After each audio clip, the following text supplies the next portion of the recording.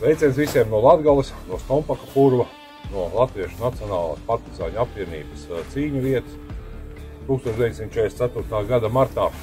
Ir novembris. Novembris, tas ir mūsu svētku mēnesis. Mēs pieminam Rīgas atbrīvošanu, kas vēlāk ieguva Vāčplēša dienas nosaukumu. Diemžēl šī diena mūsu politiķi nav varējuši vienoties, lai viņi būtu brīvdiena. Un, protams, 18. novembris, kad mēs atceramies Latvijas valsts dibināšanu.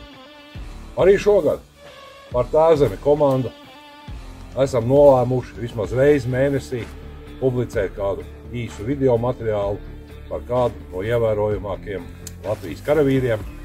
Un sāksim mēs ar leģionu, ja?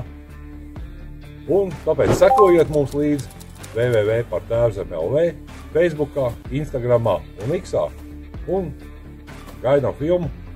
Un pirmā filma būs par izcilo Latviešu 19. divīzijas leģionāru, kapteini, bruņinieku kavalieri Miervaldu Ādamsonu. Tiekamies!